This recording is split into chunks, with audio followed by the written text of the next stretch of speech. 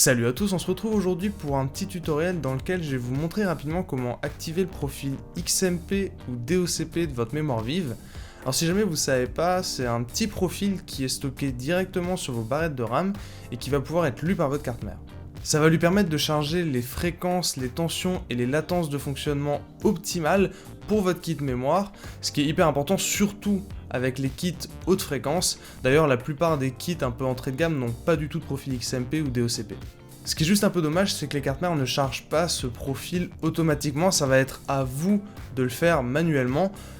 Heureusement, comme je vais vous le montrer, c'est extrêmement simple et ça a un réel impact sur les performances et la latence vers la RAM. Donc c'est quelque chose que je vous conseille vraiment d'activer si ce n'est pas encore fait et ça va vous permettre d'avoir les meilleures performances possibles avec votre PC.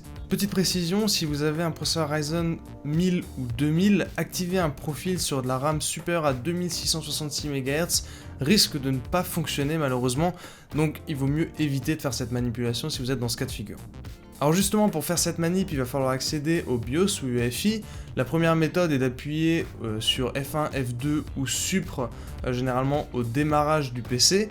Mais sinon, j'avais aussi fait une petite vidéo avec une astuce qui vous permet d'accéder à l'UEFI directement depuis Windows. Dans le cas d'une carte mère Asus, l'activation du profil XMP se fait directement depuis l'accueil simplifié du BIOS. Vous avez juste à choisir le profil, généralement c'est le profil numéro 1, dans une petite liste déroulante.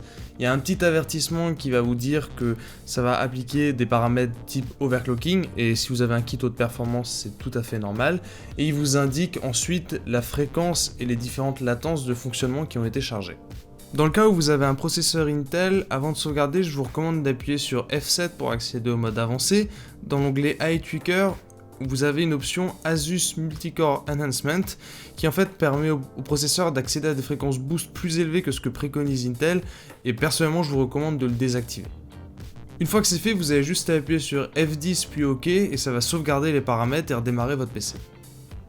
Du côté de chez MSI, pareil, c'est extrêmement facile à activer le profil XMP. Vous avez un gros bouton on-off généralement qui se situe en haut à gauche. Si jamais vous ne l'avez pas, vous retrouvez toujours l'option XMP dans l'onglet OC. Pareil, si vous avez un processeur Intel, il y a le même petit paramétrage que chez Asus. Dans l'onglet OC MISC Settings, vous avez une ligne Enhance Turbo que je vous recommande de désactiver. C'est la même chose que le Asus Multicore Enhancement. Ensuite, pareil, pour sauvegarder, F10, vous appuyez sur OK et ça redémarre le PC. Sur les cartes mères Gigabyte et Aorus, vous avez la possibilité d'activer le profil depuis l'accueil simplifié. Sinon, ça se passe dans l'onglet MIT du mode avancé, où vous avez une petite option Advanced Frequency Settings, et là-dedans, pareil, vous allez retrouver le profil XMP. Une fois sous Windows, on va rapidement vérifier que le profil XMP ou DOCP soit bien appliqué.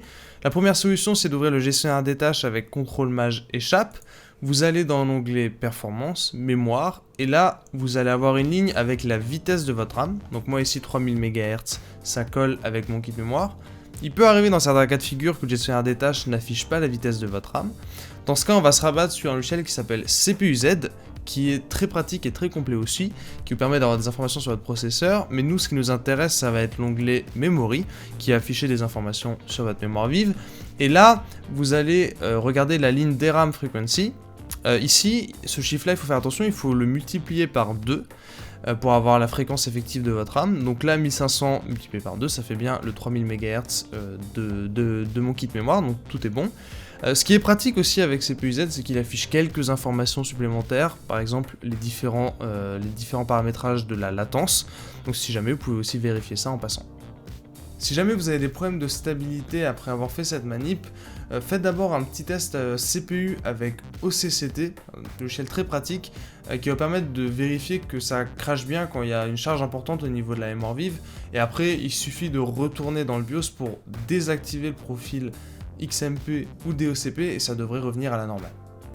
Dans tous les cas, j'espère que cette vidéo vous aura plu. Si c'était le cas, n'hésitez pas à laisser un petit like et à vous abonner à la chaîne pour être informé des prochaines vidéos. Je vous mets aussi en description le lien vers ma chaîne Twitch où je fais des lives assez régulièrement, soit du question-réponse hardware ou alors des débats sur certains sujets. Donc si ça vous intéresse, n'hésitez pas à jeter un petit coup d'œil.